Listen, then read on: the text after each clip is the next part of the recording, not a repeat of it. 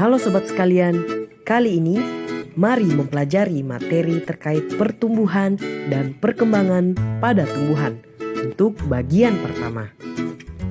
Nah, sobat sekalian, topik pertama yang akan kita bahas yaitu tumbuh dan berkembang. Nah, tumbuh dan berkembang ini merupakan salah satu ciri dari makhluk hidup di antara ciri-ciri makhluk hidup lainnya.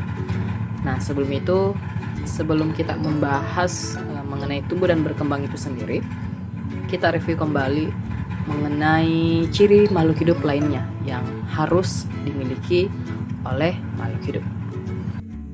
Berikut adalah ciri-ciri dari makhluk hidup. Yang pertama adalah bergerak atau movement.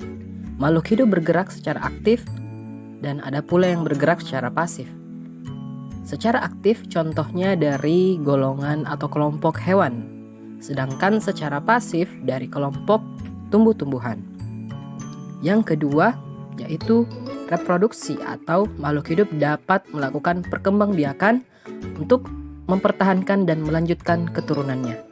Yang ketiga, sensitivity atau makhluk hidup peka terhadap rangsangan yang ada di sekitarnya. Oleh karena itu, makhluk hidup dituntut untuk bisa beradaptasi dengan lingkungannya agar bisa bertahan hidup. Keempat, makhluk hidup melakukan respirasi atau pernapasan.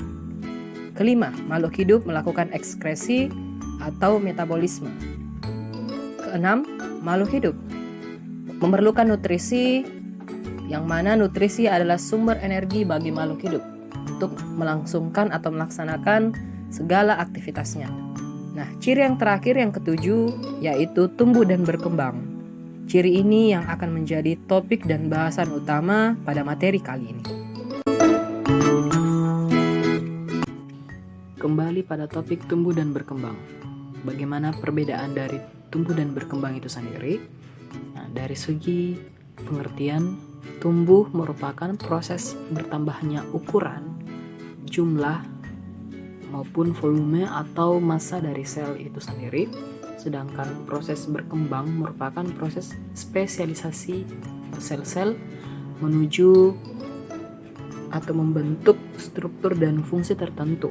Dalam hal ini merupakan proses penyempurnaan atau proses menuju kedewasaan. Dan selanjutnya dari ciri tumbuh dan berkembang yaitu untuk tumbuh bersifat irreversible, sedangkan berkembang bersifat reversible. Maksud dari irreversible di sini merupakan suatu proses yang tidak dapat kembali lagi.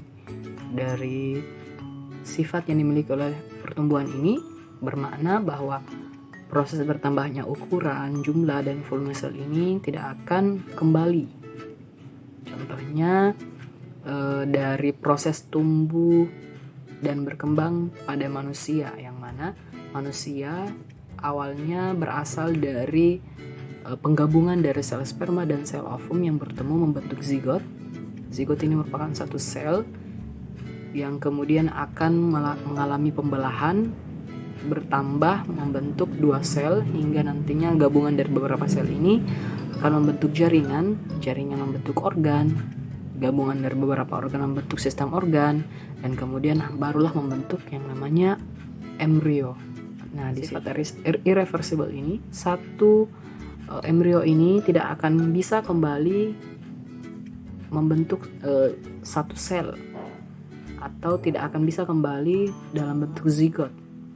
Ya, karena dia bersifat irreversible atau tidak dapat. Sedangkan sifat reversible pada proses berkembang merupakan sifat yang dapat kembali dalam artian kita berikan contoh yang sama pada proses embryogenesis pada manusia, yang mana pada proses pertumbuhan sel-sel tersebut terus bertambah.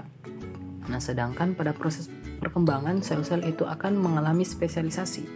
Dari banyaknya sel-sel yang terbentuk akan dikategorikan mana yang nantinya akan menjadi sel saraf, ada yang menjadi sel darah, ada yang menjadi sel otot, ada yang menjadi sel-sel yang lainnya. Mana dari sifat reversible pada proses ini, proses embryogenesis, yang mana sel saraf, sel darah, sel otot, dan sel-sel lainnya yang telah terbentuk akan tetap dibentuk seiring dengan proses pertumbuhan.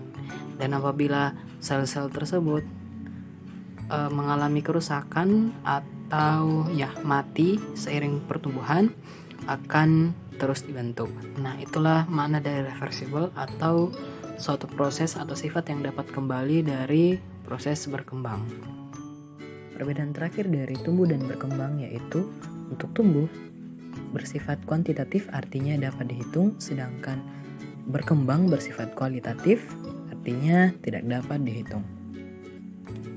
Masuk pada materi utama pada pertumbuhan dan perkembangan pada tumbuhan.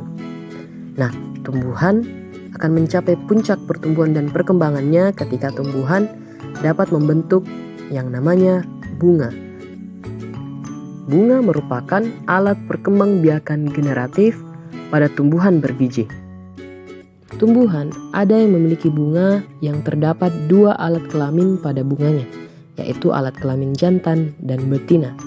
Ada pula tumbuhan yang hanya memiliki 1 alat kelamin saja pada bunganya, baik itu jantan ataupun alat kelamin betina. Alat kelamin jantan pada bunga disebut dengan benang sari. Pada bagian benang sari ada yang disebut dengan kepala sari.